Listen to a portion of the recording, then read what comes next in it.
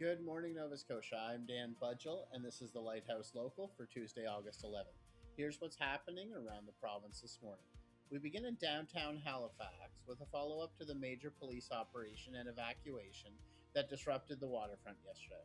Halifax Regional Police say the U.S. consulate at Purdy's Wharf received a bomb threat Sunday evening. At around 8:10 a.m. Monday morning, officers located a vehicle connected to the investigation in the Purdy's Wharf Parkade. Police say a propane tank and several containers believed to contain flammable liquid could be seen inside the vehicle. The discovery prompted a significant emergency response. The area surrounding Purdy's Wharf was evacuated, several streets were closed, and an emergency alert was issued Monday morning asking people to avoid the area. A man was taken into custody during the investigation. Police later examined the vehicle and its contents, and by Monday afternoon said there was no ongoing threat to public safety. The evacuation was lifted and roads in the affected areas were reopened. The investigation remains ongoing and will continue following the story and bring you any significant updates. In Cape Breton, new funding is on the way to help public transit be more accessible. The federal and provincial governments have announced a combined investment of about $2.6 million for transit improvements in the Cape Breton Regional Municipality. The project includes 6 accessible minibuses for Cape Breton Transit, along with 5 new bus shelters, 5 crosswalks, and approximately 1.75 kilometers of sidewalk. The improvements are intended to make it easier for residents to work, school, medical appointments, and other services, while improving connections between public transit and active transportation. The funding was announced Monday in New Waterford. And hunters, guides, and trappers in Nova Scotia now have another way to purchase their license. Most provincial hunting licenses can now be purchased online. The new option means people no longer necessarily have to travel to a traditional license vendor, something that could be particularly helpful for Nova Scotians living in rural communities. Traditional purchasing options remain available. Now let's take a look at your Tuesday weather around Nova Scotia. In Halifax, expect variable cloudiness today with showers possible and the risk of a thunder showers. Temperatures will reach the mid-20s.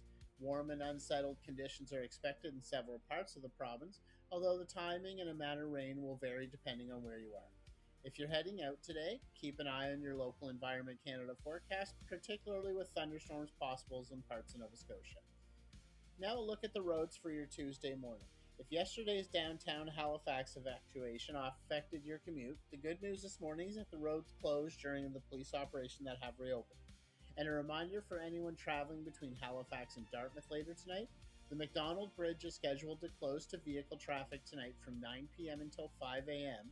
Wednesday as part of a series of overnight closures throughout August.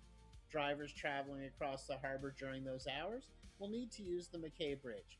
We'll keep an eye on the roads throughout the day and bring you any major incidents or closures.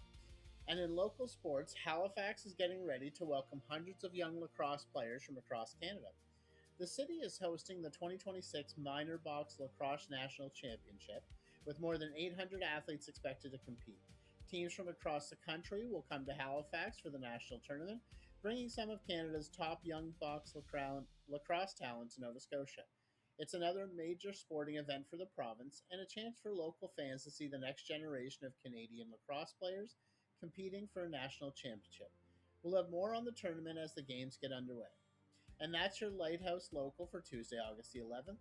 We'll continue following the stories developing across Nova Scotia throughout the day, including any new information in the investigation into yesterday's bomb threat in downtown Halifax.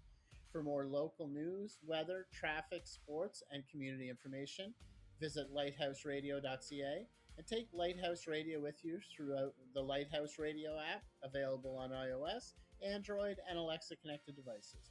I'm Dan Budgell. Thank you for starting your morning with Lighthouse Local. Have a great Tuesday. Lighthouse Local is proudly sponsored by Sackville Driving School, the road to your driving success. sackvilledrivingschool.ca